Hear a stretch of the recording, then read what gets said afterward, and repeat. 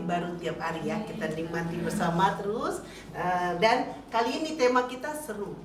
Ternyata saya baru tahu kalau tema di akhir bulan itu temanya tema bebas, kata Bu Happy. Kali ini temanya udah pada baca kan? Menantu versus mertua versus menantu gitu ya. Oke, kita makin belajar bagaimana jadi menantu yang baik, calon mertua nanti kan, calon mertua yang baik. Oke, kita persilakan Ibu Murni dan Ibu Happy untuk maju sekaligus untuk menyampaikannya. Ya.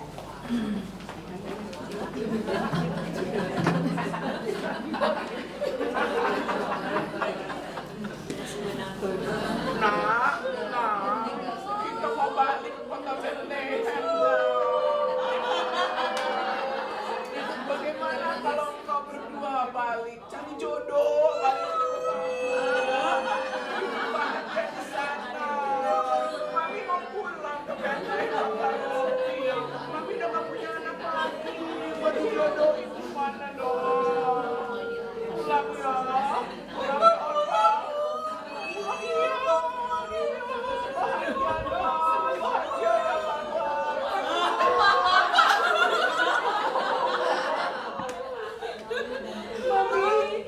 Pulang saja.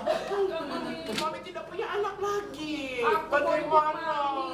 Bangsamu bangsaku, Allahmu Allahku. Betul, kau sudah beriman seperti itu. Iya, Mami. Ya sudah, mari kita pulang.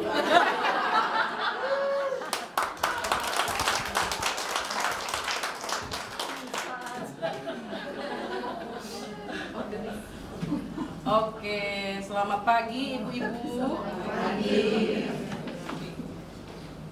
Seru juga pembukaannya ya. Seru ya. Biarin ingat yang mau jadi mertua.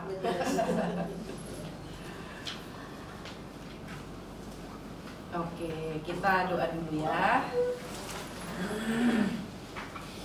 Bapa di surga, kami sungguh berterima kasih pagi ini Engkau beranugerah sekali lagi kepada setiap kami, ibu-ibu yang lemah, yang terbatas, yang berdosa, yang butuh anugerah-Mu setiap hari. Terima kasih ya Tuhan, karena kami boleh sehat dan kuat, dan kami juga boleh hadir, ikut belajar lagi hari ini. Kami mengingat beberapa rekan-rekan kami, ibu-ibu yang sedang lemah tubuh sehingga tidak bisa hadir, kiranya Tuhan memberikan pemulihan kepada mereka. Juga mungkin ada yang sedang KKR regional atau aktivitas yang lain. Kami juga berdoa kiranya Tuhan memberkati mereka. Saat ini kami akan masuk ke dalam materi firman Tuhan yang akan kami pelajari bersama-sama tentang hubungan menantu dan mertua. Kami akan belajar dari prinsip firman Tuhan dari kitab Rut. Biarlah Kristus ditinggikan, dipermuliakan di dalam seluruh pembahasan kami, baik dalam pemaparan materi maupun tanya jawab. Dengarlah doa kami dalam nama Tuhan kami Yesus Kristus, Tuhan dan Juru Selamat kami yang hidup. Kami berdoa dan bersyukur. Amin. Ya, ibu-ibu, hari ini kita akan membahas tema khusus ya. Jadi rencananya supaya kita tidak terlalu, harusnya sih tidak boring ya kita membahas buku Noenggat karena kita sudah diberkati begitu berlimpah. Tapi kami berpikir kita perlu butuh tema-tema bebas ya. Jadi setiap akhir bulan kan kita akan gathering, merayakan ulang tahun. Lalu mungkin adalah waktu yang tepat juga kita tema khusus. Lalu tercetuslah, wah hari ini, jadi ini ceritanya minggu lalu ya. Minggu depan itu kan minggu terakhir, bagaimana kita langsung masuk ke tema bebas. Lalu dari pembicaraan itu tercetus, ya yuk kita membahas tentang mertua dan menantu. Jadi kita mau belajar bersama-sama. Nah, saya akan membahas tidak semuanya eksposisi karena kita tidak mengeksposisi kitab ya, tapi kita akan belajar prinsip-prinsip. Saya akan membahas prinsip dari Rut pasal 1 dan 2. Ibu Murni nanti akan melanjutkan di dalam pasal 3 dan 4. Saya menyoroti dari Rutnya, lalu Ibu Murni akan menyoroti dari kitab Naomi. Setelah itu kita akan masuk tanya jawab. Gitu. Jadi atau barangkali di tengah-tengah paparan, ibu-ibu mau tanya nih, boleh dong? Ya boleh. Jadi ibu-ibu jangan takut angkat tangan gitu ya. Kan kita kan ini kelas ya, bukan seminar yang resmi harus selesai paparan dulu. Bahkan mungkin di dalam paparan-paparan selanjutnya, di dalam pembelajaran buku ya, kita juga udah sepakat, baik Vikaris Ila, saya maupun Ibu Murni, di tengah-tengah kita paparan materi, ibu-ibu juga bisa bertanya gitu, sehingga apa yang ada pemikiran gitu ya dalam pembahasan itu bisa langsung terjawab gitu. Karena kan setelah itu kita langsung bagi kelompok ya, nanti di kelompok mungkin tidak terjawab pertanyaan kita karena sudah diarahkan dengan butir-butir pertanyaan begitu ya. Ibu-ibu, hari ini kita lihat ya, si Ruth ini melihat Allah dalam kehidupan sehari-hari. Kisah Ruth dapat dilihat sebagai drama 4 babak kalau kita membaca seluruh kitab Ruth ini. Dan kelima tokoh utamanya adalah 3 wanita, Naomi, Ruth, dan Orpa, dan 2 pria yaitu Boaz dan seorang kerabat dekatnya. Suami Naomi, suami Ruth dan Orpa tidak menjadi tokoh karena hanya di awal saja dicatat mereka adalah suami Naomi, suami Ruth dan Orpa, dan setelah itu mereka meninggal. Nah, sutradara daripada kalau ini dramanya adalah Allah. Babak pertama, kalau kita berimajinasi ya, ini adalah drama dimulai, maka babak pertama itu adalah seorang wanita tua yang getir berada di dalam panggung. Panggung diredupkan, lalu seorang wanita tua berdiri di sana, bingung, letih lesu, sedih, dan ia mengatakan bahwa sutradara tidak tahu yang dilakukannya. Nah, namun itu mendahului ceritanya. Di dalam pasal 1 ayat 1 sampai 5 kita lihat ya, kita baca bersama-sama ya. Kita baca bersama-sama Ruth pasal 1 ayat 1 sampai 5. Ini menjadi latar belakang Ruth. Kita langsung tahu ya dari sini apa yang terjadi kemudian. Mari kita membaca bersama-sama Ruth pasal 1 ayat 1 sampai 5. 1 2 3. Pada zaman para hakim memerintah ada kelaparan di tanah Israel. Lalu pergilah seorang dari Bethlehem Yehuda serta istrinya dan kedua anaknya laki-laki ke daerah Moab untuk menetap di sana sebagai orang asing. Nama orang itu ialah Elimelech, nama istrinya Naomi, dan nama kedua anak-anaknya Mahlon dan Kilion. Semuanya orang-orang Efraim dari Bethlehem Yehuda. Dan setelah sampai ke daerah Moab, diamlah mereka di sana. Kemudian matilah Elimelech, suaminya Naomi, sehingga perempuan itu tertinggal dengan kedua anaknya. Keduanya mengambil perempuan Moab yang bernama Orpa, yang kedua bernama Ruth, dan mereka tinggal di situ kira-kira 10 tahun lamanya. Lalu matilah juga keduanya, yakni Mahlon dan Kilion, sehingga perempuan itu kehilangan kedua anaknya dan suaminya. Iya, sampai di situ ibu-ibu. Dari 5 ayat ini udah langsung horor ya, horor dong ya. Terjadi kelaparan di Israel. Dan ini adalah zaman hakim-hakim. Jadi kalau kita tanya ini cerita Ruth kapan? Cerita hakim-hakim. Dan kalau kita belajar tentang zaman hakim-hakim, itu adalah zaman di mana kehidupan bangsa Israel itu ada sirkulasinya. Dan dikatakan pada zaman hakim-hakim itu bangsa Israel melakukan apa yang mereka anggap benar di matanya, dan mereka tidak berpaut kepada Tuhan. Oleh karena itu Tuhan menghukum dengan memanggil bangsa-bangsa kafir untuk menaklukkan mereka, merampas hasil tanaman mereka, ya, merampas juga binatang-binatang mereka, bahkan memahitkan mereka ya, memperbudak mereka begitu. Jadi ini zaman hakim yang mana gitu ya? Kita tidak tahu hakim yang mana. Mungkin kalau digali lebih dalam kita akan tahu di antara 12 hakim.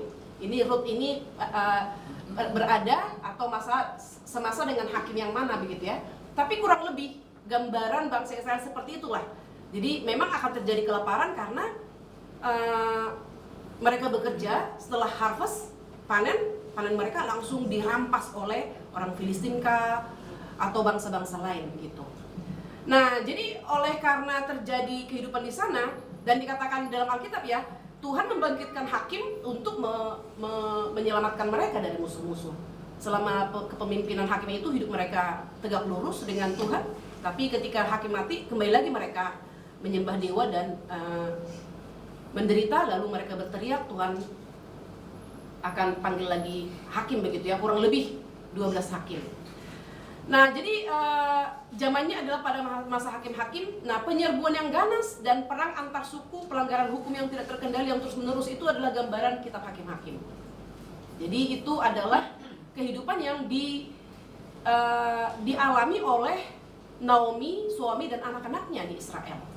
Nah, kini kelaparan itu bertambah, penderitaan mereka di Bethlehem yang artinya adalah rumah roti, tidak ada roti. Lalu suami Naomi dikatakan di situ ya, pada zaman hakim-hakim pasal 1 dan pemerintah hakim-hakim memerintah, ada kelaparan di tanah Israel. Lalu pergilah seorang dari Bethlehem Yehuda beserta istrinya, kedua anaknya ke daerah Moab untuk menetap di sana sebagai orang asing. Nama orang itu adalah Elimelek. Jadi ditulis ya nama anak suami, anaknya ditulis ya. Elimelek memilih memboyong keluarganya ke negeri tetangga, yaitu ke Moab, keluar dari tanah perjanjian. Berharap mereka bisa mendapatkan roti di sana atau bisa survive lah ya di tengah-tengah kelaparan itu.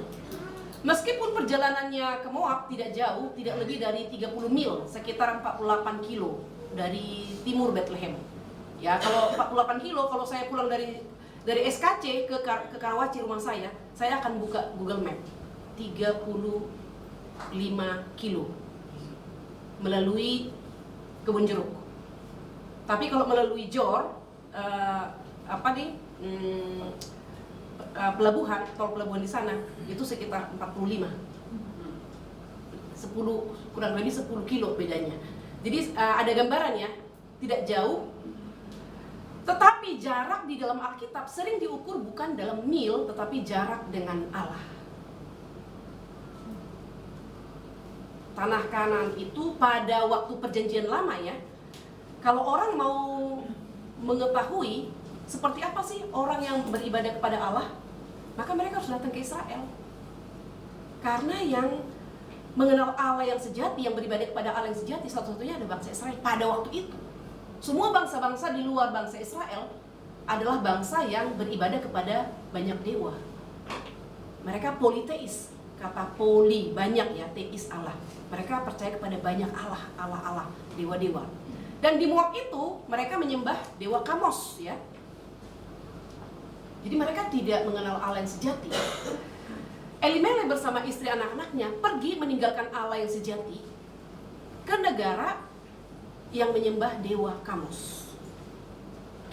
Jadi dia mengambil jarak yang semakin jauh dari Tuhan, karena tidak ada di sana tempat penyembahan ya. Waktu itu bangsa Israel bisa terikat dengan tempat penyembahan.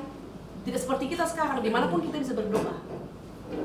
Tapi pada waktu itu bangsa Israel nggak bisa berdoa di mana saja.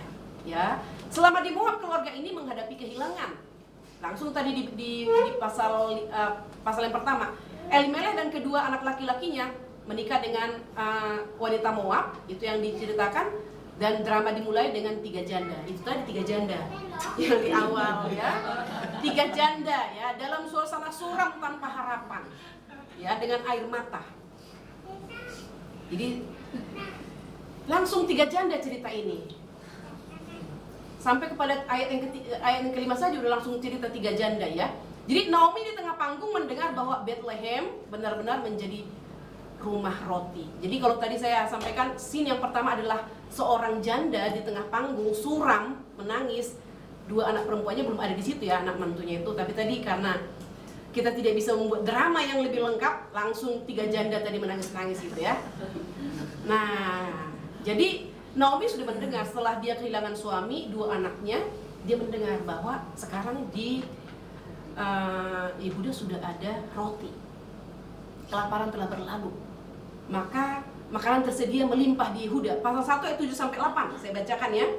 Maka berangkatlah dari tempat tinggalnya itu bersama dengan kedua menantunya ketika mereka sedang di jalan untuk pulang ke tanah Yehuda. Berkatalah Naomi kepada kedua menantunya, "Pergilah, pulanglah masing-masing ke rumah ibunya. Tuhan kiranya menunjukkan kasih-Nya kepadamu seperti yang telah kamu tunjukkan kepada orang-orang yang telah mati itu dan kepadaku. Kiranya atas karunia Tuhan kamu mendapat tempat perlindungan masing-masing ke rumah suaminya." Lalu diciumnya malah mereka dan mereka menangis dengan suara keras. Nah, kurang lebih tadi gambaran tadi ya. Orpa nangis-nangis, Serut nangis ya. Jadi Naomi di tengah kesulitan ini Memang terpuruk ya, gambaran drama tadi itu disuramkan panggungnya, digelapkan mungkin hanya pergerakan saja karena Naomi tidak lagi melihat ada pengharapan apa-apa gitu ya, karena suami, kedua anaknya sudah tidak ada. Tapi yang kita mau melihat di sini, ibu-ibu, dia tidak tetap tinggal di dalam kesuraman itu. Ketika dia mendengar sudah ada roti di Bethlehem, dia langsung memutuskan dan tidak menunda. Dia kembali kepada Tuhan. Beberapa waktu yang lalu saya sampaikan ya, di dalam masalah ada 2 kategori manusia. Kategori pertama adalah berlari mendekat kepada Tuhan dan dia akan semakin serupa dengan Tuhan, to be like Christ. Yang kategori kedua adalah berlari menjauh daripada Tuhan, marah kepada Tuhan, dan dia akan semakin serupa dengan iblis. Dan di sini kita lihat si Naomi ini berlari ya, kembali kepada Tuhannya. Tadi suaminya membawa dia jauh dari Tuhan, sekarang dia kembali ya ke rumah roti dan kepada Tuhannya. Dan kemudian kita lihat di dalam ayat 11 sampai 13 ya. Setelah tadi dia berpisah dengan kedua menantunya, dia berharap ya kedua menantunya kembali karena mereka masih muda. Tapi kita lihat di dalam ayat 11 sampai ayat 13, tetapi Naomi berkata, ya, pulanglah anak-anakku, mengapakah kamu turut dengan aku? Bukankah tidak akan ada lagi anak laki-laki yang kulahirkan untuk dijadikan suamimu nanti? Pulanglah anak-anakku, pergilah, sebab sudah terlalu tua aku untuk bersuami. Seandainya pikirku ada harapan bagiku, dan sekalipun malam ini aku bersuami, bahkan sekalipun aku masih melahirkan anak laki-laki, masakan kamu menanti sampai mereka dewasa? Masakan mereka itu kamu harus menahan diri dan tidak bersuami. Janganlah kiranya demikian anak-anakku. Bukankah jauh lebih pahit yang aku alami daripada kamu? Sebab tangan Tuhan terancung terhadap aku. Nah di sini Naomi menyuruh kedua menantunya kembali kepada orang tua masing-masing demi masa depan mereka. Jadi di sini kita melihat Naomi tidak egois. Dia melihat menantu-menantunya masih muda, belum punya anak, dan satu-satunya mereka harus mencari pelindung, yaitu laki-laki, suami. Maka Naomi mengatakan pulang. Nah, tapi yang menarik adalah Orpa taat ya, walaupun menangis-nangis tapi taat. Orpa kembali ke negaranya, ke orang tuanya, dan tidak lagi ada cerita tentang Orpa. Orpa hanya dicatat di situ, ya. Tapi kemudian di dalam pasal-pasal berikutnya ini akan bercerita tentang Ruth, di mana ayat 16-17 kita lihat Ruth ini, kita lihat ya ayat 15, berkatalah Naomi. Ayat 14, saya baca dulu ayat 14 ya. Menangis pula mereka dengan suara keras, lalu Orpa mencium mertuanya, itu minta diri, tetapi Ruth tetap berpaut padanya. Ayat 15, berkatalah Naomi, telah pulang iparmu pada bangsanya dan kepada para allahnya. Ibu-ibu lihat ya. Jadi Orpa pulang kepada bangsanya, pulang kepada allahnya, pulanglah mengikuti iparmu itu. Ayat 16-17 kita lihat. Tetapi kata Ruth, janganlah desak aku meninggalkan engkau dan pulang dengan tidak mengikuti engkau, sebab kemana engkau pergi, ke situ jugalah aku pergi, dan kemana engkau bermalam, di situ jugalah aku bermalam. Bangsamu lah bangsaku, Allahmu lah Allahmu, Allahmu lah Allahku. Di mana engkau mati, aku pun akan mati. Disanalah aku dikuburkan. Begitulah kiranya Tuhan menghukum aku, bahkan lebih lagi daripada itu, jika sesuatu pun memisahkan aku, jikalau sesuatu apapun memisahkan aku dari engkau selain daripada maut. Nah ini kalimat seperti perjanjian nikah ya. Kita akan melihat nih ayat-ayat ini. Jadi Ruth memutuskan untuk tetap mendampingi Naomi. Ruth menunjukkan yang orang Yahudi katakan hesed. Hesed itu adalah kasih karunia, yaitu kasih yang jauh melampaui yang diharapkan. Satu gambaran hesed di dalam Alkitab yang bisa kita pikirkan, yang dikatakan untuk melampaui. Suatu kali Daud bersama dengan tentaranya sedang berperang. Lalu mereka istirahat. Lalu Daud mengatakan kepada orang-orang terdekatnya, aku ingin minum dari air sumur di sana. Air sumur itu ada di tengah-tengah musuh. Lalu ada dua pahlawannya si Daud. Mereka tergerak, mereka sangat mengasihi Daud. Dan ketika Daud mengatakan, aku ingin minum air yang ada di sana, yang ada posisinya di dalam musuh. Lalu mereka istirahat malam. Ketika semua tidur, Daud tidur, pasukan yang lain tidur, musuh juga tidur. Dua pahlawan ini mengendap-endap pergi mengambil air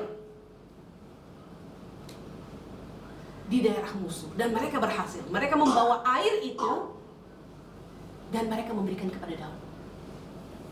Ketika Daud melihat air yang dibawa oleh dua pahlawannya itu, Daud tidak mau minum. Daud katakan, kamu mempertaruhkan nyawamu untuk mendapatkan air ini. Lalu mereka mengatakan, karena engkau mengatakan, aku ingin minum air yang di sana. Sebenarnya Daud hanya mengatakan, kita harus menyerang musuh supaya kita bisa minum dari air yang ada di sana.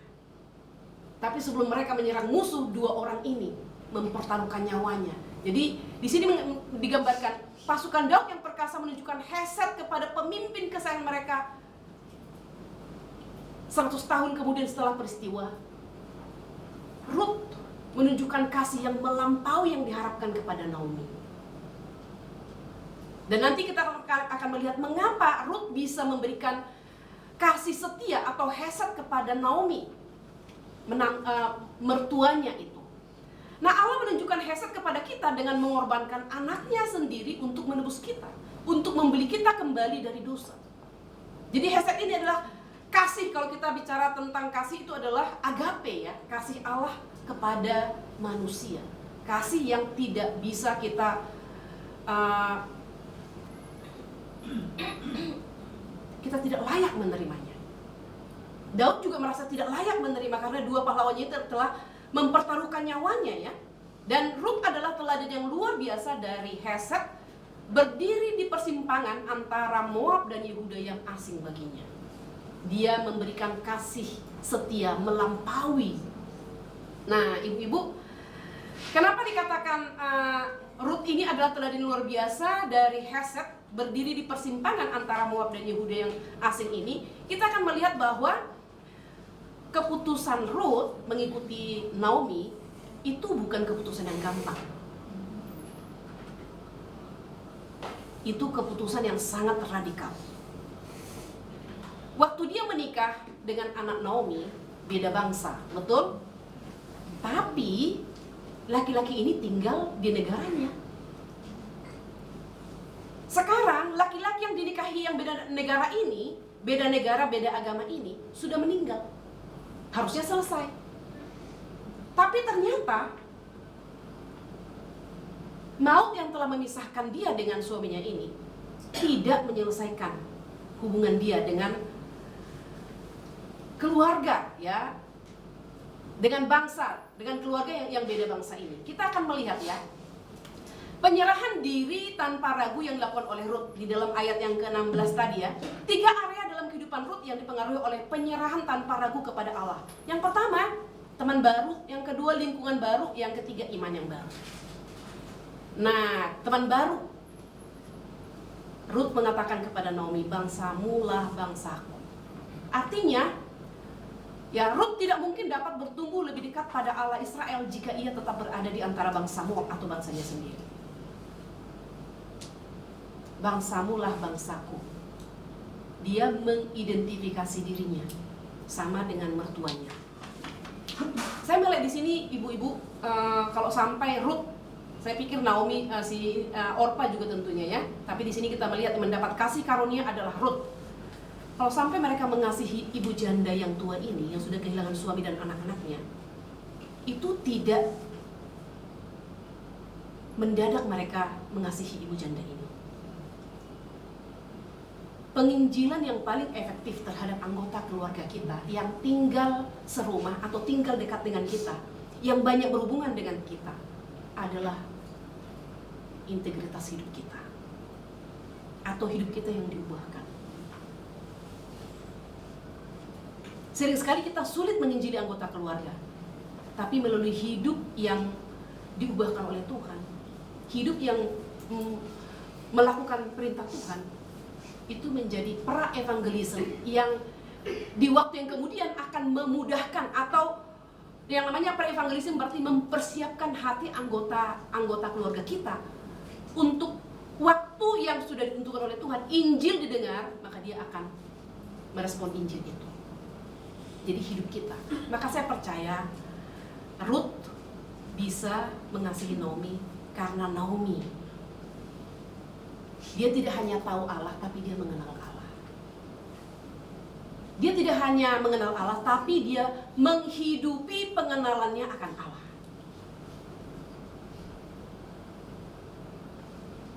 Dan kemudian kita tentu melihat sebelum semuanya itu kita melihat anugerah Tuhan. Ya.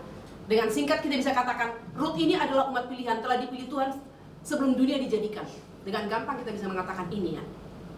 Itu sebabnya ketika pernikahan itu juga tidak kebetulan. Kembali ke Israel juga tidak kebetulan, karena ada penafsir mengatakannya ketika mereka pulang, itu pulang berarti ketika orang meninggal ya, dikatakan itu adalah kembali ke rumah Bapak, home, pulang. Pulang itu berarti kembali kepada Tuhan. Jadi mereka ini, si Naomi, aku akan pulang. Kata pulang berarti kembali kepada Tuhan, kepada Sang Pemilik, ya. Dan si Ruth ini dia ikut ya. Mazmur 60 ayat 10, 108 ayat 10 di sana nanti ibu-ibu bisa membaca. Moab dituliskan di sana, Moab ada tempat pembasuhan. Jadi si Ruth ini dari tempat pembasuhan dia ikut ke Bethlehem, ke rumah roti, tempat rumah roti. Dia telah memilih ya, dia memilih teman yang baru yaitu Ruth dan juga dan Naomi, dan juga nanti orang-orang yang ada di Bethlehem ya.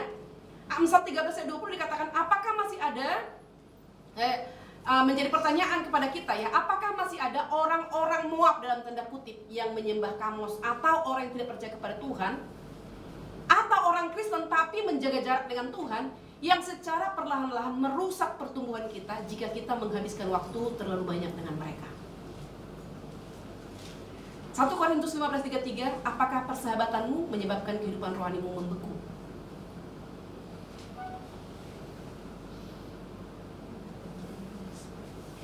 Kadang kita harus mengambil langkah yang radikal. Ada satu ibu yang saya layani waktu beliau katekisasi. Beliau adalah berasal dari wanita yang sosialita ya, dari sosialita, dengan tentu kita langsung ada gambaran sosialita begitu ya. Tapi ketika bertemu dengan kami, ibu ini begitu sederhana dan seterusnya begitu. Dan benar-benar ditinggalkannya lingkungan sosialita. Karena apa? Sekarang saya tidak lagi melihat itu penting. Setelah saya mengenal Tuhan, lalu beliau giat, persekutuan 2 giat, pelayanan giat, dan seterusnya giat, dan sangat bersukacita dan seterusnya ya. Ada banyak hal yang saya lihat perubahan dalam hidup beliau, dan juga pergaulannya juga dengan orang-orang di gereja ya. Ibrani 10:24 dikatakan teman-teman terbaik kita haruslah yang menyemangati kita dalam komitmen kepada Tuhan. Hidup kita dalam dunia ini sementara dan singkat. Maka kita harus mengambil pilihan-pilihan, keputusan-keputusan yang sangat penting, bukan untuk di sini dan sekarang, tapi juga di sini dan akan datang. Yang kedua, lingkungan yang baru. Ruth harus pindah agar mendapatkan makanan secara rohani. Ya. Terbukalah pada perubahan yang menguntungkan bagi pertumbuhan rohani kita. Jangan kita kaku. Adanya OSG ini, saya secara pribadi ya, juga saya pikir dengan teman-teman kelompok kecil yang mempersiapkan OSG ini, kami memiliki beban yang sama. Dan berdoa benar-benar Tuhan tambah-tambahkan jumlah wanita agar lebih banyak wanita yang terberkati melalui OSG ini. Ada lingkungan, ada wadah di mana kita bergaul. Dari awal di pertemuan pertama saya sudah sampaikan, harap Tuhan beranugerah. OSG kita ini bukan tempat kita bergosip. OSG kita ini tidak menjadi tempat di mana kita mencari keuntungan. misalnya menjual produk kita dan seterusnya. Biar OSG ini menjadi tempat kita bertumbuh, saling mendoakan satu dengan yang lain. Kita mengutamakan Tuhan dan kehendak Tuhan, terbuka pada perubahan yang menguntungkan bagi pertumbuhan rohani. Cari sesuatu yang merangsang pertumbuhanmu dalam Tuhan.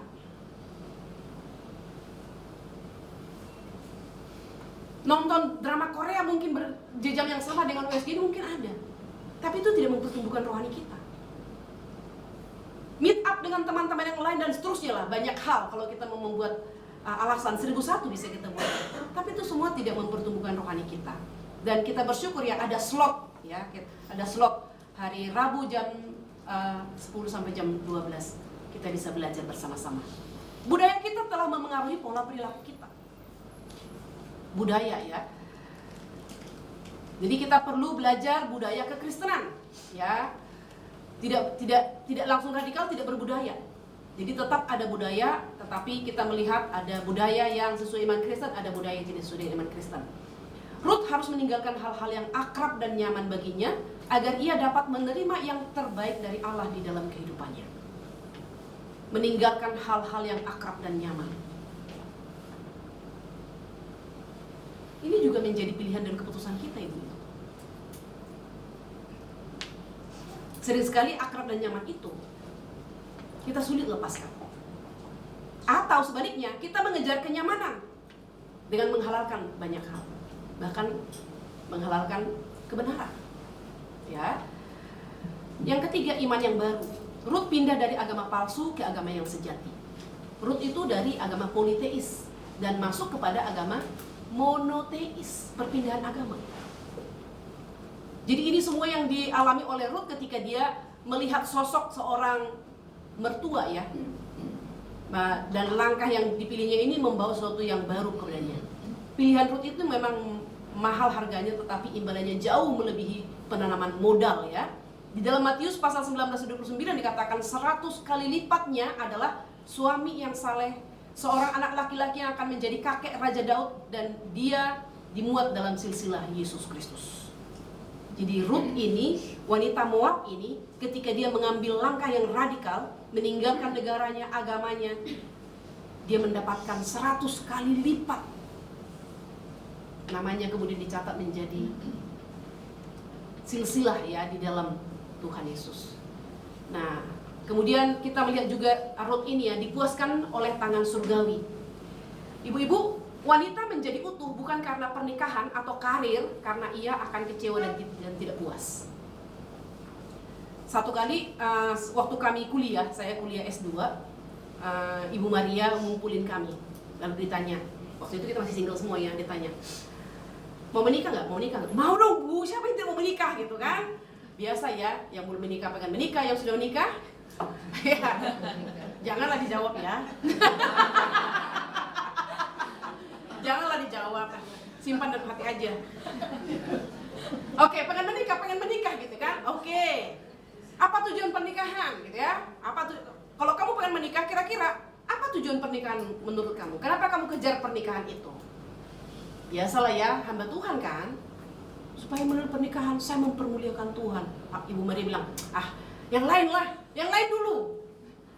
Yang lain dulu. Itu mah standar mempermuliakan Tuhan. Sering sekali tuh omong kosong gitu. Yang lain. Lalu ada satu yang jujur dan ya memang mungkin itu ungkapan hatinya begitu ya. Dikatakan, iya Bu, memang sih. Tapi dalam lubuk hati yang paling dalam, saya menikah supaya saya ingin sempurna. Jadi dia menganggap pernikahan itu menyempurnakan dia. Dan kemudian tahulah ya, Ibu Maria menjawab, oh tidak, pernikahan tidak pernah menyempurnakan. Yang menyempurnakan kita adalah Kristus. Dan kita ibu-ibu harus mengerti hal ini. Pernikahan tidak menyempurnakan. Dan jangan pernah kita berharap suami menyempurnakan kita. Yang menyempurnakan kita Kristus, karena itu carilah Kristus. Ya, wanita harus menemukan dia utuh di dalam Kristus ya. Ketidakutuhan bukan akibat melajang bagi yang belum menikah nih, tetapi akibat tidak penuh di dalam Kristus. Baik yang melajang maupun yang sudah menikah, kepenuhan kita itu adalah di dalam Kristus. Ya. Pernikahan tidak membuat seorang menjadi utuh, hanya Tuhan Yesus yang dapat membuat seorang menjadi utuh atau mengalami kepenuhan di dalam Kristus. Kolose 2 ayat 9 sampai 10, dipenuhi di dalam Kristus. Kepenuhan Kristus ya, berarti kita to be like, semakin serupa dengan Kristus. Nah, jadi dari sini kita lihat ibu-ibu, prinsip daripada Rut ini adalah dia melihat, tentu saya mau menutup sesi saya ini, bagian saya ini adalah sama seperti Tuhan beranugerah kepada Abraham sebelum dia keluar dari Ur Kasdim. Allah memberi iman terlebih dahulu kepada Abraham, maka Abraham taat dan percaya kepada Tuhan dan janji Tuhan. Abraham meninggalkan Ur Kasdim dan dia masuk ke tanah perjanjian, walaupun dia tidak menjadi pemilik pada waktu itu ya, tapi dia sampai di sana. Demikian juga saya percaya Tuhan beranugerah terlebih dahulu kepada Rut, memberikan iman kepada Rut, maka Rut mampu mengatakan, bangsamu bangsaku, Allahmu Allahku. Kalau tanpa Tuhan beranugerah, tidak mungkin seorang penyembah dewa Kamus mampu mengatakan demikian. Tidak mungkin dia mampu meninggalkan orang tua biologisnya dan mengikuti mertua yang sudah tidak mungkin punya anak. Tidak ada masa depan bagi dia, dan dia akan menjadi janda seumur hidup karena mengikuti seorang mertua yang tidak mungkin lagi menikah, atau menikah pun tidak mungkin melahirkan anak yang akan menjadi suami dan masa depannya.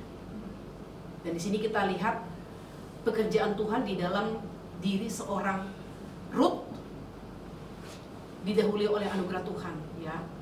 Anugerah Tuhan mendahului iman ya. Jadi kita melihat tokoh utama di dalam kitab Rut ini, kalau kita tokoh manusianya adalah Rut, menantunya dua laki-laki, Boaz dan kerabatnya.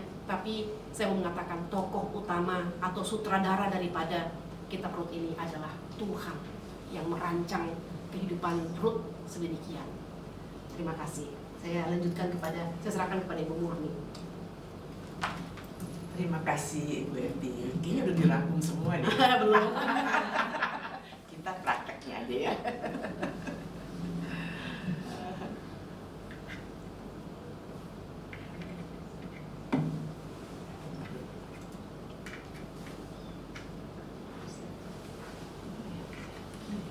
Ya, oke.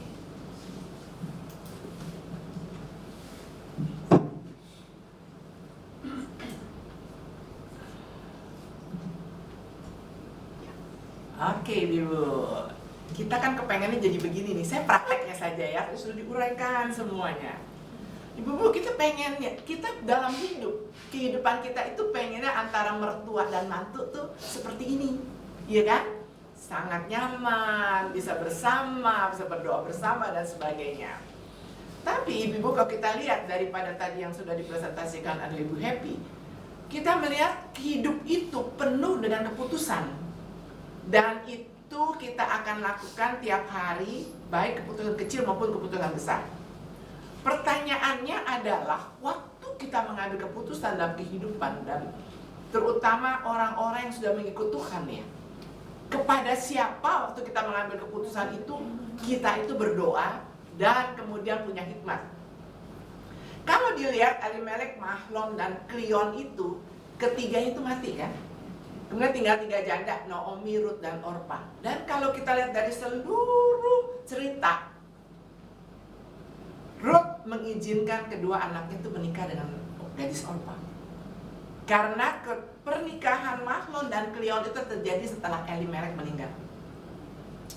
Dan tinggallah 3 janda ini. Tapi kita lihat, ibu-ibu, apakah kehidupan Rut seperti ini gitu ya? Janda, seorang mertua dengan mantu yang selalu cekcok. Jadi tidak ada pengertian. Dan suami yang pusing gitu ya, karena untuk menghalangi antara mertua dengan si mantu, ibu-ibu ini. Ini kejadiannya kalau kita banyak, saya dengar dari ibu-ibu ini banyak sekali. Pokoknya namanya mantu perempuan, semuanya rata-rata 60-70% itu gak cocok sama mertua. Tapi ibu-ibu, apa yang kita lihat? Yang kita lihat ada 2 arah nih. Naomi itu adalah seorang yang punya karakter luar biasa. Di dalam kesalahan dia dia punya iman yang luar biasa. Waktu dia balik ke kota Bethlehem, dia tidak melihat bahwa Bethlehem itu banyak roti loh. Tapi kalau kita lihat di di Rut yang pertama dikatakan kemudian seperti ini. Kemudian ayat ke-6, berkemaslah ia dengan kedua menantunya dan ia pulang dari daerah Moab, sebab di daerah Moab ia mendengar bahwa Tuhan telah memperhatikan umatnya. Jadi Ibu perkataan Tuhan telah memperhatikan umatnya, itu membuat iman Rut kembali kepada kota Bethlehem. Padahal kalau kita lihat di sini yang tadi dibilang cuma 45 kilo, ini Moab di sini, ini Yehuda, Bethlehem di sini, sehingga begitu dekat. Tapi ibu-ibu yang kita lihat adalah kesalahan Rut adalah dan Elimelek meninggalkan kota daerah perjanjian pergi ke tanah Moab. Dan waktu terjadi kelaparan di satu eksegese dikatakan di Moab ini tidak ada kelaparan. Yang ada adalah di daerah Kanaan semuanya kelaparan. Jadi yang kita lihat adalah pada saat penghukuman Tuhan kepada orang Israel, Elimelek membawa keluarganya dan banyak orang Israel melarikan diri keluar dari tanah perjanjian. Ibu, bukankah itu kita seperti itu? Waktu terjadi ada teguran dari Tuhan dalam kehidupan kita, ada sesuatu yang salah, yang kita lakukan adalah melarikan diri daripada masalah itu sendiri. Kemudian ibu apa yang kita lihat? Waktu Naomi dan Elimelek, Mahlon dan Kilion keluar dari Bethlehem untuk menghindari bencana kelaparan ke kota orang kafir Moab. Kita tahu Moab itu siapa ya? Moab itu sebelumnya terjadi kan ada Raja Moab. Kalau kita lihat Raja Moab itu dia itu panggil Bileam untuk maki-maki Israel. Dan kelaparan itu bukan terjadi sekali, terjadi kelaparan kalau kita lihat Elia, kalau kita lihat waktu zamannya Yusuf di Mesir. Tapi ini kali kelaparan bukan terjadi di Mesir, tapi kelaparan terjadi di kota Kanaan, di seluruh Kanaan di tempat Israel berada, dan di Moab tidak ada kelaparan. Makanya kenapa mereka lari ke Moab. Ibu-ibu, di dalam kehidupan orang-orang kita seperti ini. Kita melihat sesuatu yang terjadi, kita lari ke sana, tapi kita lupa bahwa kita ini berada di tanah perjanjian. Yang kita harus lakukan adalah bagaimana kita berelasi di dalam Allah yang kita kenal, seperti yang waktu Naomi mengatakan, saya mendengar bahwa Tuhan sudah memperhatikan Israel. Jadi waktu yang berikutnya ibu-ibu yang kita lihat lagi, waktu dia kembali. Sebelum lanjut boleh tanya. Tadi kan Boleh. Jadi kecenderungan manusia untuk mengambil keputusan jalan keluar untuk mengatasi masalahnya itu tidak boleh didasarkan kepada kehendak sendiri. Betul. Harus benar-benar bertanya kepada Tuhan. Betul. Apa sih yang Tuhan mau dari masalah ini? Betul. Sehingga kita tidak buru-buru Kabur. ngambil keputusan. Betul. Ya. Kabur itu bisa juga kejadian seperti ini, waktu kejadian 98. Orang kan kabur semuanya loh. Apakah kita bertanya? Tidak. Kita tidak pernah bertanya, kita cuma melihat adalah yang baik buat saya supaya saya tidak terancam. Jadi seharusnya yang benar adalah kita bertanya pada Tuhan. Pada waktu keadaan terancam pun, waktu kita harus ada di sana, kita harus berada di sana. Tuh. Terima kasih pertanyaannya Bu Risma. Sehingga Rut itu tahu, Naomi tahu bahwa Tuhan telah bersaksi melawanku, mendatangkan malapetaka. Dan anaknya 2 mati kan? Ya. Ibu-ibu, yang berikutnya kita masuk ke 3 dan 4. Tuhan mempertemukan Rut dengan Boaz. Boaz itu kan keluarga daripada Naomi. Ibu-ibu, ini bukan satu kebetulan semuanya. Kita bilang itu adalah satu anugerah. Di sini Boaz itu akan melakukan seperti penebus. Jadi kalau kita lihat di ayat di Rut 3 ayat 1 sampai 5, ibu-ibu, mari kita baca. Rut 3 1 sampai 5. Kita baca ya, 1 2 3. Lalu Naomi mertuanya itu berkata kepadanya, "Anakku, apakah tidak ada baiknya jika aku mencari tempat perlindungan bagimu supaya engkau berbahagia? Maka sekarang bukankah Boas yang pengejar-pengejar perempuan yang telah kau temani itu adalah sanak kita? Dia pada malam ini menapi jelai di tempat pengirikan. Maka mandilah dan berulaplah, pakailah pakaian bagus dan pergilah ke tempat pengirikan itu. Tapi janganlah kau ketahuan kepada orang itu sebelum ia selesai makan dan minum. Jika ia membalikan diri tidur, haruslah engkau perhatikan baik-baik tempat dia berbaring. Kemudian datanglah dekat, singkapkanlah selimut dari kakinya dan berbalinglah di sana. Maka ia akan memberitahukan kepadamu apa yang harus kau lakukan. Ibu-ibu, kita kalau mikir begini porno ya. Sudah dan cantik, wah ini masuk selimut gitu loh. Aduh, kalau saya sih belum tentu mau gitu loh. Bawa kakek-kakek lagi kan, olala gitu ya. Tapi ini kita lihat apa? Kenapa si Rut tuh taat? Rut tuh taat. Dia nggak ngerti masalah Israel itu ada hukumnya seperti itu. Jadi harus cari perlindungan daripada sanak saudaranya. Gak boleh kawin dengan siapapun kecuali dalam keturunan keluarga. Rut tuh nggak tahu loh. Tapi ibu-ibu, ketaatan Rut ya, yang sebagai satu anugerah, dia nurut. Naomi tidak sembarangan karena Naomi tahu dia harus mencari penebus bagi Rut. Yang dapat menebus dia bukan cuma menjual tanahnya kepada orang ini, tapi juga menebus dan menegakkan keturunan yang ada di sana. Kita ingat ceritanya sebelum Musa kembali ke Kanaan, semua tanah udah dibagi kan semuanya. Ini milik siapa, ini milik siapa. Dan terus ditegakkan di Israel seperti itu. Sehingga Rut masuk pada selimut Boas, masuk ke selimut Boas. Itu di ibu aja pikir aja porno. Ya.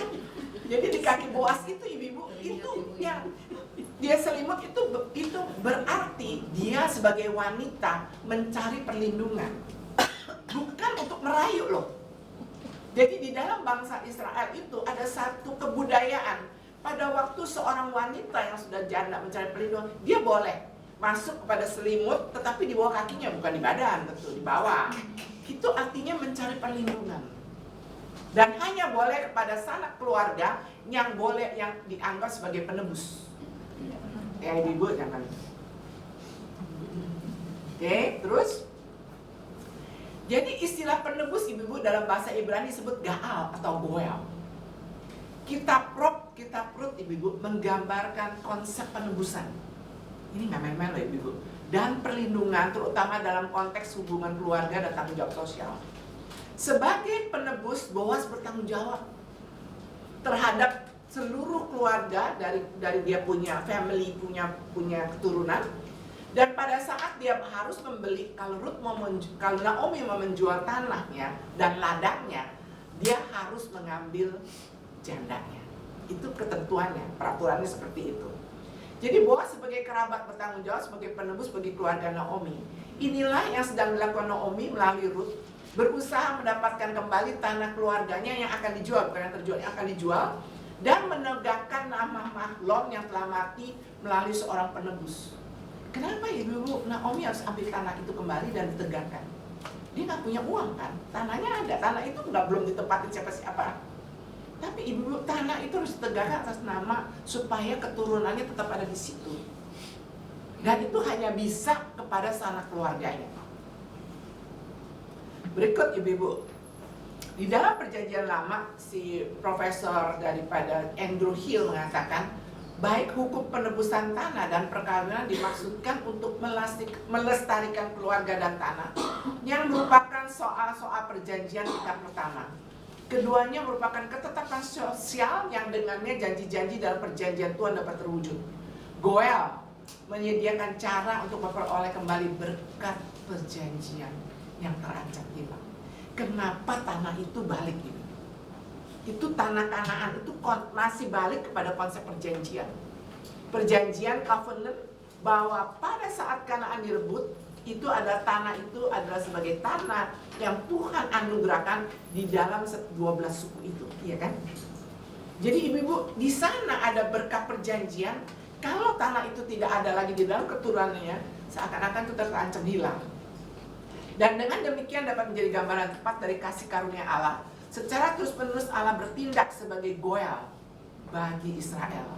Dan konsep ini menunjuk kepada peranan Kristus dalam perjanjian baru. Jadi ibu-ibu bisa bayangin nggak ya, konsep Rut, penebusan Rut itu akan terus menjadi konsep yang sudah Allah tetapkan di dalam bangsa Israel, yang menuju kepada penebusan Kristus kepada orang-orang yang non Israel. Tuhan membawa Rut yang adalah orang Moab, yang tidak punya tidak punya berkat perjanjian itu, yang Tuhan masukkan di dalam keturunan daripada Naomi dan mendapatkan berkat perjanjian, untuk kemudian Tuhan mempunyai rencana berikutnya. Dia adalah sebagai wanita yang akan memberikan keturunan bagi Daud dan kemudian sampai kepada Mesias. Jadi ibu-ibu, Rut adalah lambang dari gereja. Rut adalah lambang daripada umat tebusan Allah, yaitu jemaat.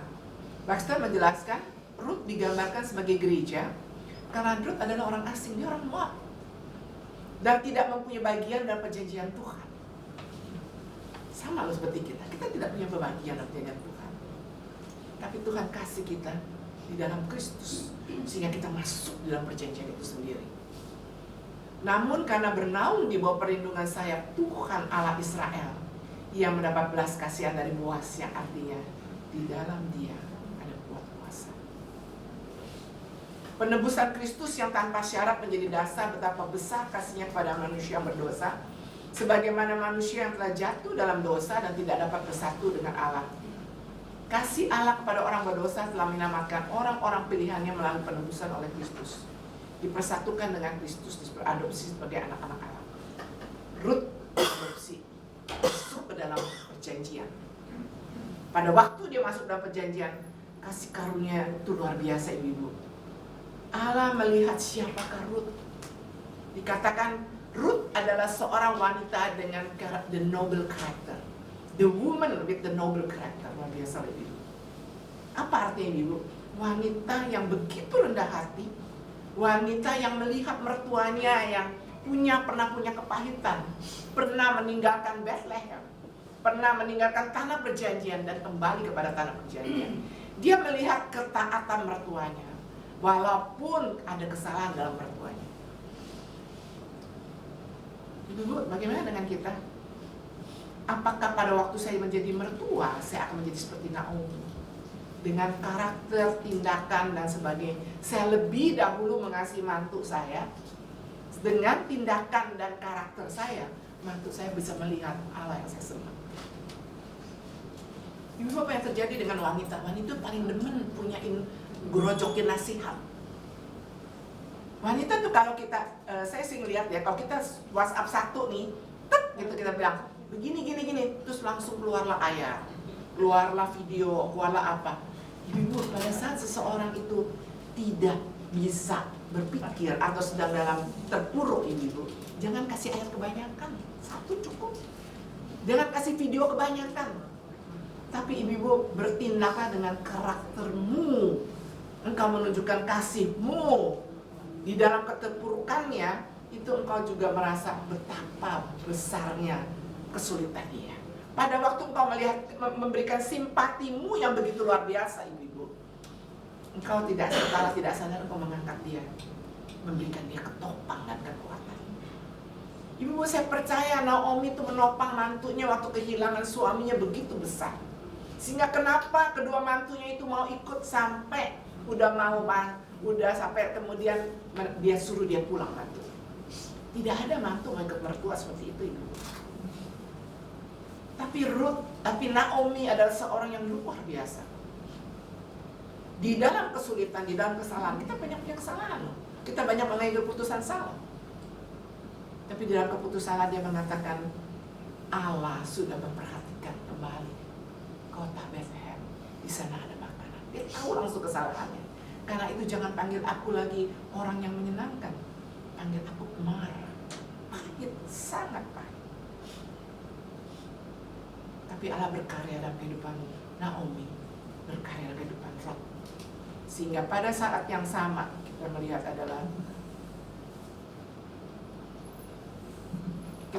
adalah bahwa apa iman Naomi? yang dapat membentuk Rut dan mempersatukan dengan Boaz sebagai Goel, sebagai penebus. Itu menjadi satu garis keturunan berikutnya sampai kepada Daud dan sampai kepada Mesias. Jadi ibu-ibu, kalau kita simpulkan, Naomi adalah seorang wanita yang mengalami hidup keluar dari pemeliharaan Allah kepada bangsanya. Penderitaan dan kepahitan mewarnai hidupnya. Ya.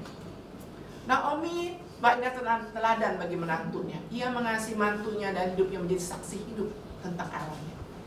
Ibu-ibu, apakah kita menjadi saksi hidup buat keluarga kita? Mengajarkan menantu itu percaya kepada Allah, bersandar sepenuhnya dengan bekerja keras.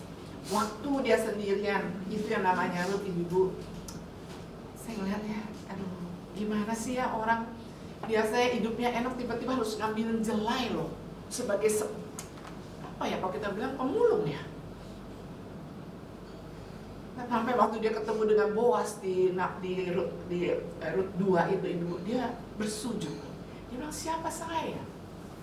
Saya adalah orang asing. Saya bukan bangsa. Itulah kita, ibu. Siapakah saya di hadapan Tuhan? Saya adalah umat yang Tuhan pilih dengan anugerahnya masuk ke dalam penebusan. Luar biasa, ibu. Itulah karakter imago Dei, karakter pada Kristus yang Tuhan ajarkan kepada kita melalui kehidupan Rut dan Naomi. Kesetiaan kepada Allah dan ketaatannya pada hukum yang telah ditetapkan bagi bangsanya itu tetap menjadi bagian daripada kehidupan Naomi. Tuhan telah memulihkan Naomi melalui Rut yang Tuhan pilih sebagai wanita yang memulihkan baik tanahnya maupun keturunannya. Rut dan Boaz menjadi oma dan kakek buyut Daud, Obed, Isai, Daud, di mana sang penebus lahir dari keturunan Daud. Dan kita lihat Rut, inilah impian kita ya ibu ya. Kita menjadi woman with noble character. Rut dan Orpa mengalami kepahitan selama 10 tahun menikah tidak mendapatkan anak. Mereka nggak dapat anak kan, 10 tahun nikah. Tapi Tuhan Allah memberikan reward, hadiah bagi iman Rut yang luar biasa dalam memberikan keturunan dan pemeliharaan melalui Boaz. Tuhan menaruh Rut masuk dalam covenant perjanjian dan menempatkan Rut dalam garis keturunan Mesias. Tidak ada bedanya dengan kita. Kita masuk di dalam covenant perjanjian sebagai anak-anak putri-putri Abraham yang diberikan iman dan ditebus oleh Kristus dan menjadi anak-anak Allah. Amin. Mari kita berdoa. Bapa di dalam surga, kami belajar dari Naomi dan Rut. Kami sering mengambil keputusan yang salah. Tapi anugerah-Mu begitu besar ya Tuhan, menarik kami kembali masuk ke dalam naungan kasih-Mu, sehingga kami dapat berdiri tegak karena Engkau yang menopang kami. Bawa kami ya Tuhan, untuk kami punya karakter kerendahan hati, yang kami tahu bahwa kami orang asing yang dimasukkan ke dalam kerajaan melalui Kristus Sang Penebus. Terima kasih Tuhan. Kami mau serahkan diri kami masing-masing dalam tangan untuk Engkau membentuk kami sebagai pelaku firman dan juga sebagai calon mertua yang baik kelak, dan menjadi menantu yang baik, di mana kami boleh menegakkan Engkau sebagai Allah yang penuh kasih karunia kepada orang-orang sekeliling. Terima kasih ya Tuhan untuk hari ini. Dalam nama Tuhan Yesus kami berdoa dan mengucap syukur. Amin. Silakan tanya ibu. Banyakkan kesini aja. Jadi sekarang siapa yang harus duluan baik? Mertua atau mantu? Mertua. Mantu itu teladan mantu. Tolong ya anakku, lihat aku kalau aku salah, minta dikit. Ibu mertua, kalau aku juga lemah, Iya. salah, Cubit. tegur aku dengan kasih. Silakan, ibu-ibu. Kalau mau bertanya. Iya, silakan. Iya. Cerita tentang menantu dan mertua ini sangat menarik ya. ya saya belajar banyak tentang karakter ya dari Naomi tapi juga Ruth. Nah, tapi sangat I'm wondering tentang ini ketika Ibu Happy sampaikan bahwa ketika Naomi menyuruh, ya saya melihat ke Orpa ini untuk kembali ke bangsanya, bahkan dikatakan bahwa dia kembali juga kepada Allahnya. Kan Naomi sempat mempengaruhi ya, dalam bahasa saya ke siapa? Ruth ya. Tuh lihat si Orpa itu udah kembali kepada bangsanya, bahkan kembali kepada Allahnya. Nah, sempat ada dalam pikiran saya karena saya melihat sosok Naomi ini seperti Ibu Murni juga sampaikan, sebuah teladan iman yang luar biasa, bagaimana dia mempercayai Allah yang memelihara dan sebagainya. Nah, muncul dalam pikiran saya, atau saya bisa katakan bahwa Naomi ini sebagai pemimpin, bisa dikatakan pemimpin rohani, ya, orang tua rohani bagi kedua mantunya ini yang notabene belum mengenal Kristus ya. Nah, bisa dikatakan orang yang nggak beriman ya asalnya. Nah, menjadi pertanyaan saya, mungkin kenapa sih memang nggak dicatat ya dalam firman, tapi dalam pikiran saya, ya kenapa nih peluang tidak digunakan oleh Naomi, bahkan menyuruh Orpa kembali, bahkan dia tahu kembali kepada Allahnya, dan sempat mempengaruhi Ruth. Padahal ini sebuah kesempatan sebenarnya untuk bagaimana menolong kedua mertua ini untuk benar-benar memiliki iman seperti iman Naomi. Tapi di sisi lain juga saya bertanya dalam pikiran saya, apakah ini yang dinamakan mereka ya memang umat pilihan? Nggak semua ya seperti itu. Tapi bagaimana kita mau menyampaikan bahwa ya memang pilihan itu ke Ruth, seberapa konsistennya Naomi dalam mempengaruhi iman dari pada Orpa ini. Ya, Orpa taat, tetapi hasilnya kan dia kembali kepada Allahnya. Tetapi saya melihat juga Ruth tidak taat, tapi saya melihat bagaimana Tuhan memakai dia bisa memberikan dampak yang signifikan bagi orang lain. Mungkin gitu. Ya, Terima kasih. dengan Ibu Ashuri ya. Ya, tadi saya sudah sampaikan ya, penginjilan yang paling efektif terhadap anggota keluarga kita itu adalah hidup yang dirubahkan. Tetapi sekali lagi, kita punya tanggung jawab bertumbuh dan dirubah. Dan tentu saja kita ingin anggota keluarga kita juga diberkati melalui hidup kita yang dirubah gitu ya. Tapi kembali lagi, kita tidak bisa mengubah anggota keluarga kita. Anugerah Tuhanlah yang bisa mengubahnya. Jadi saya percaya seperti yang saya katakan tadi, anugerah Tuhan sebenarnya sudah mendahului respon Ruth yang mengambil keputusan meninggalkan semuanya, bahkan orang tuanya, dan ikut Naomi. Bangsamu, bangsaku, Allahmu, Allahku. Jadi dia seperti udah memiliki satu visi yang jauh ke depan. Dia tidak hanya meninggalkan orang tuanya, tapi tinggal di negaranya gitu ya, waktu ikut suami. Tapi sekarang meninggalkan bangsanya juga. Jadi seperti yang dikatakan Ibu Murni tadi, Ruth ini orang Moab masuk ke dalam tanah perjanjian, bahkan masuk ke dalam garis keturunan gitu ya, keturunan Kristus. Ini sebenarnya mau menggambarkan kita sebagai gereja yang jauh menjadi dekat. Gitu. Kalau ini kita aplikasikan dalam kehidupan kita, itu tadi Bu. Kita punya tanggung jawab bertumbuh dan diubah dan minta terus diubah oleh Tuhan. Lalu saudara-saudara kita yang kita doakan yang mungkin unbeliever gitu ya, sekali lagi itu adalah anugerah Tuhan. Kalau orang mengatakan ada kristenisasi, saya tidak pernah percaya adanya kristenisasi, karena yang mengkristenkan orang adalah Tuhan. Gitu. Entah dari mana pertamanya istilah itu ya, kok ada istilah kristenisasi. Kita nggak bisa mengkristenkan siapapun. Yang membuat orang menjadi Kristen itu adalah Tuhan. Yaitu dasarnya adalah pemilihan ya sejak dalam kekekalan begitu. Maka tanggung jawab orang Kristen adalah amanat agung, mengabarkan Injil Tuhan gitu kan. Nah makanya pertanyaan di sini, ya siapa yang berjasa atas iman Rut? Bagaimana ibu-ibu? Siapa yang berjasa di sini?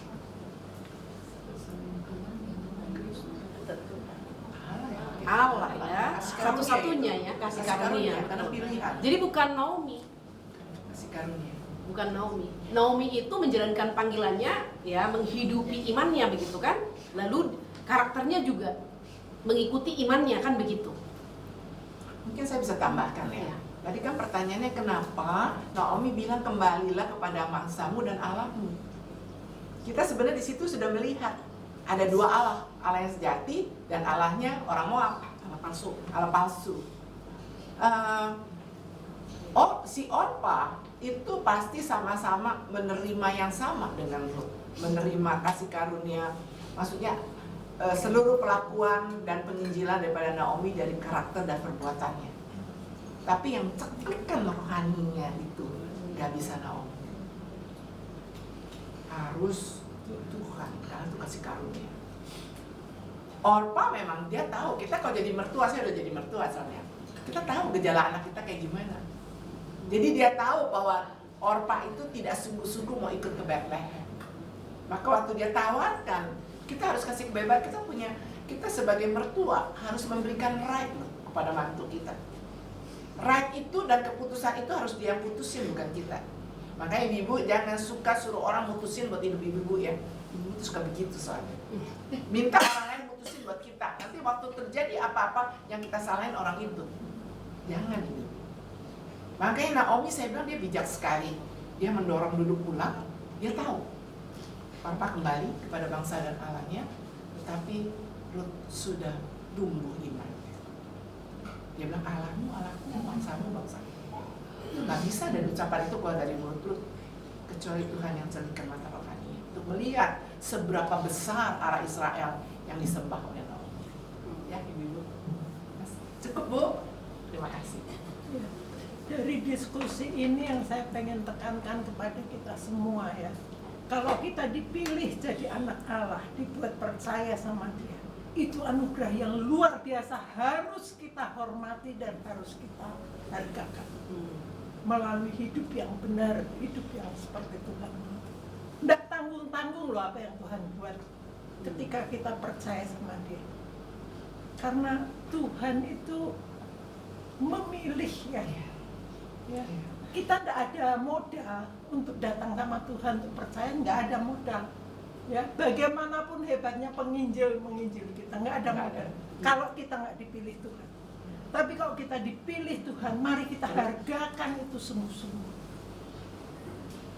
Dan jangan mencari hormat. Ya, waktu kita menginjil dan orang itu bertobat, not me. Tanpa dicerikan kecil nggak mungkin. Mungkin saya tambahkan ya, kita ini seperti ibaratnya alat di tangan Tuhan. Alat yang sempurna, alat yang mesti bekerja dengan baik. Bukan, alat yang tidak sempurna. Iya, alat yang artinya disempurnakan oleh Tuhan pasti.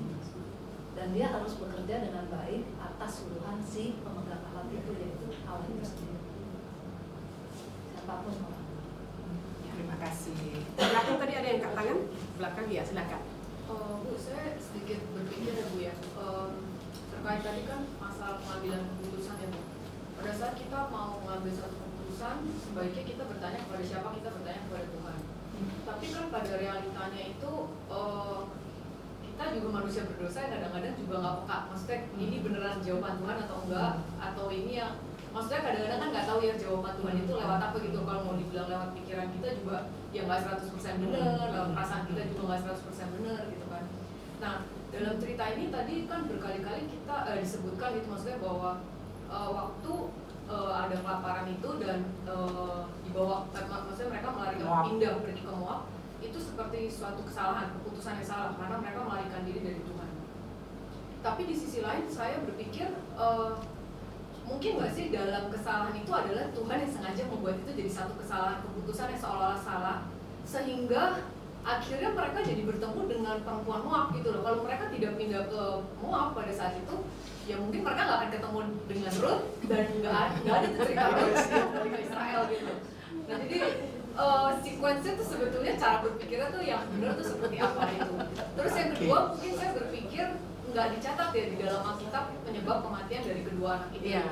Ada nggak sih maksudnya? Ya saya nggak terlalu banyak mendalami gitu ya maksudnya, cuman ada nggak dari mungkin yang mau pelajari Alkitab lebih dalam gitu ya, pernah nggak sih ada literasi yang menyatakan penyebab kematian dari kedua anak Naomi Mahlon, apa Kilion. Kok kayaknya sial amat gitu kan, suami meninggal terus anak gue juga meninggal gitu maksudnya. Apakah ada peristiwa apa di situ gitu Bu? Atau itu adalah misalnya ada nggak pencatatan misalnya tafsiran menyatakan itu hukuman Allah atau apa gitu maksudnya Bu? Makasih Bu. Oke, silakan kasih dulu. Iya, Bu. Dengan Ibu siapa? Linda Bu. Ibu Linda ya, Bu Linda. Tuhan tetap bisa bekerja di dalam kesalahan atau melalui kesalahan. Contoh-contoh konkret ya, Yusuf dijual. Hanya tinggal bagaimana kita melihat dari tahta Allah. Seperti Yusuf, ya, dia tidak melihat semua peristiwa kejahatan yang dia alami itu menjadi satu kejahatan yang membuat dia terluka dan seterusnya gitu. Jadi memang kembali lagi kepada orang mengenal Allah dan tidak mengenal Allah. Orang mengenal Allah, dia bisa melihat segala sesuatu dari atas ke bawah. Itu sebabnya Yusuf mengatakan di pasal 50 ya ayat 20, memang kamu mereka-rekakan yang jahat, tapi Allah merekakan yang baik. Nah, peristiwa Elimelech tentu ya adalah satu kesalahan tentunya. Kalau kita lihat tadi pembahasan saya juga hanya 48 km secara jarak ya, itu tidak terlalu jauh. Tapi di sini banyak scholar mengatakan itu mereka mengambil jarak dari Tuhan, meninggalkan Tuhan gitu. Dan itu tidak bisa. Maksud saya adalah pertanyaan saya, apakah kesalahan manusia dalam memutuskan itu adalah bagian dari planning Allah, atau manusia mengambil keputusan itu salah dan dalam kesalahan manusia mengambil keputusan Allah pun tetap berkarya gitu. Of course. Itu yang Ya. Makanya saya katakan tadi contoh Yusuf konkret gitu. Jadi Allah tentu tidak menyuruh kakak-kakaknya menjual Yusuf supaya Yusuf duluan ke Mesir. Tapi kemudian Yusuf bisa membawa semua orang percaya melihat bahwa Tuhan bisa membalikkan kejahatan manusia untuk menggenapkan rencananya. Jadi Allah bekerja melalui kejahatan. Jadi bukan Allah yang menyuruh atau merencanakan kejahatan itu dilaksanakan. Tapi Allah memakai kejahatan itu untuk menggenapkan rencana Tuhan gitu. Makanya Yusuf mampu mengatakan, bukan kamu yang menjual aku, tapi Allah yang menyuruh aku ke Mesir mendahului kamu untuk tujuan ini, memelihara suatu bangsa yang besar. Nah, jadi kesalahan si Elimelech membawa istri anak-anaknya ke Moab. Kesalahan ini Tuhan pakai. Jadi bukan Tuhan rancang gitu. Kalau misalnya Elimelech tidak pergi ke Moab, bagaimana itu Rut? Apakah Rut tidak masuk ke dalam perjanjian gitu ya, keluarga perjanjian? Pasti masuk. Bagaimana caranya? Nggak tahu. Kalau Yusuf tidak dijual kakak-kakaknya ke Mesir, apakah Yusuf akan menjadi perdana menteri di Mesir? Pasti. Tapi bagaimana caranya? Nggak tahu. Karena sebelumnya untuk Yusuf ya sudah ada gambaran 2 kali dia mimpi. Iya kan? 2 kali dia mimpi. Tapi karena kakak-kakaknya marah, kakak-kakaknya melakukan kejahatan, membunuh ya, berencana membunuh, bahkan menjual. Dan itu Tuhan pakai kejahatan mereka. Makanya katakan, kamu mereka-rekakan yang jahat, tapi Allah membalikannya. Dan ketika mereka takut ya, kenapa kamu takut? Bukan kamu yang menjual saya, Allah yang menyuruh saya datang ke sini. Jadi, sorry Mami, saya dikelasin. Jadi di dalam materi yang sebelumnya ya, kita sudah membahas orang yang mengenal Allah itu akan memikirkan hal-hal yang besar tentang Allah. Jadi hal-hal yang besar tentang Allah itu kalau saya melihat itu langsung bisa kita simpulkan Allah yang berdaulat. Allah yang berdaulat, 4 poin ya. Tidak ada suatu hal yang terjadi dalam dunia ini tanpa tidak bisa dilepaskan dari kedaulatan Allah. Allah menghendaki, Allah memimpin, Allah mengizinkan, Allah membiarkan hal itu terjadi dengan tujuan satu, Tuhan dipermuliakan. Jadi dengan kedaulatan Allah ini memang kita tidak perlu takut dengan orang menjahati kita misalnya ya, karena Allah bisa bekerja melalui itu. Gitu. Lanjut. Iya, mungkin yang kita harus selalu melihat adalah bahwa Allah kita adalah Allah yang berdaulat dalam hidup kita. Kita bisa mengambil keputusan apapun yang salah, tapi kedaulatan Allah itu kekal. Jadi yang harus kita lihat adalah di setiap kesalahan, contoh ya waktu Naomi salah, dia tahu loh salah. Maka dia bilang, jangan panggil aku wanita menyenangkan lagi, panggil aku Mara. Mengenai Ruth, saya bilang tadi seperti Ibu Evi katakan, dia sudah dipilih sejak sebelum kekekalan. Caranya bagaimana dia akan masuk ke dalam garis keturunan itu adalah cara Tuhan. Kita nggak bisa. Sama seperti kehidupan kita. Kehidupan kita itu yang harus kita sadari adalah waktu keputusan kita salah. Keputusan kita salah. Bisa juga keputusan itu bukannya salah, tapi Tuhan izinkan penderitaan di dalam keputusan itu. Ada dua ya saya bilang. Pertama, keputusan kita salah, tetap menderita. Kedua, keputusan kita benar, tapi tetap menderita. Bisa kan? Nah itu dua-duanya tetap dalam kedaulatan Allah. Waktu keputusan kita adalah salah, kita bersimpuh di hadapan Tuhan, kita mengatakan, Tuhan ampuni saya. Waktu keputusan kita benar, tapi kita tetap dalam penderitaan, kita katakan, Tuhan topang saya dengan kekuatan-Mu, karena aku berada di dalam tangan-Mu yang kekal.